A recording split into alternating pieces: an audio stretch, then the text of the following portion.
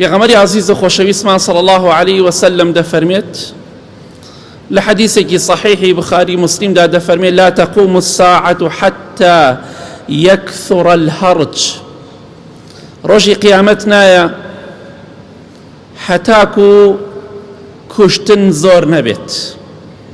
یەکێک لە نیشانەکانی نزیک بوونەوەی ڕۆژی قیامەت کوشتن زۆر دەبێت، خۆ کوشتن زۆر دەبێت.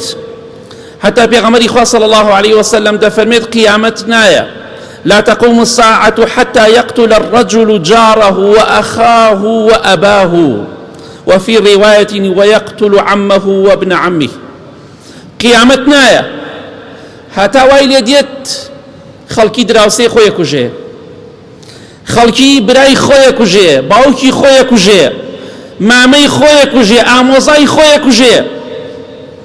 ئێمەش کە بەیانیان خەبەرمان دەبێتەوە هەر کاتێک کە دەست بۆ مۆبایلەکە دەبین فڵان کەس باوکی خۆی کوشت، فڵان کەس دایکی خۆی کوشت، فڵان کەس کوڕەکەی خۆی کوشت، فڵان کەس کچەکەی خۆی کوشت، براکەی خۆی کوشت، دراوسێکەی خۆی کوشت، خزمەکەی خۆی کوشت، مامەی خۆی کوشت، برازای خۆی کوشت.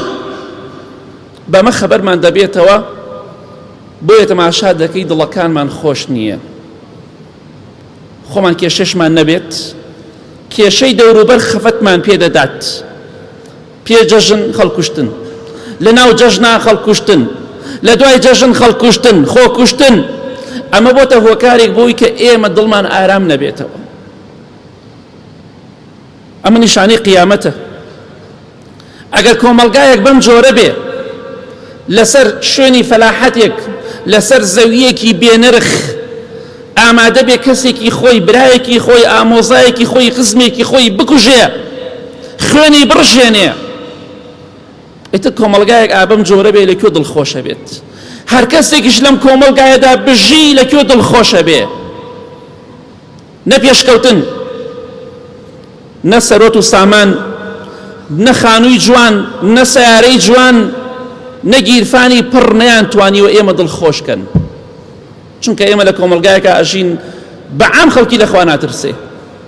ئەگەر لەخوا بترسێ ئەو زەوی ئەو کە پێش ئەو هەزارە خاوەنی هەبووە ناچی خەڵکی لەسەر ئەو بکوژێ و قیامەتی خۆی و قەبری خۆی تاریکە لە پێناو مناڵە، لە پێناو شتێکی بەسیتە.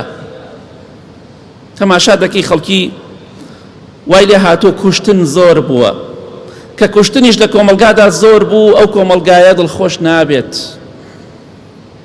جەژنت لێ تێکەدەن، خۆشی و شادی لێ تێکەدەن، ئەڕووی بۆ سەفرەیەک، هەواڵێ ناخۆشت بۆ دێ، هەواڵێ ناخۆشە بیستیت دەبێتە زەهرت.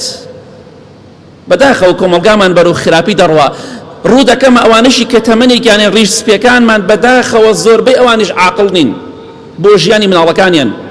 مناڵەکانیان تووشی کێشە و مشکلە دەکەن، فکرەیەکی زۆر سەقەت لە مێشکیدایە بەرخی نێر بۆ سەربڕینە، تەواو لە مێشکی دەرناچێ. بۆ مناڵەکەت مام حاجی تووشی وەی و کێشە و مشکلە دەکەی، بۆ مناڵەکەت تووشی کوشتن و خۆ کوشتن دەکەی، بۆ وای لێ دەکەی خەڵکی بکوژێ خۆی بکوژێت یا بکوژرێ. مام حاجی، مەخاڵۆ گیان، مامە گیان، ئێوە بێ عاقڵ بنەوە نەسیحەتکەن. ڕۆڵە گیان دنیا و قیامەتی خۆت بۆ زەویەک مەدۆڕێنە. ڕۆڵە گیان با لەبەر زەویە خۆمان تووشی دژمنداری نەکەین، دوایی بەدەست زەوی دەرزەوی نەجاتمان نابێ.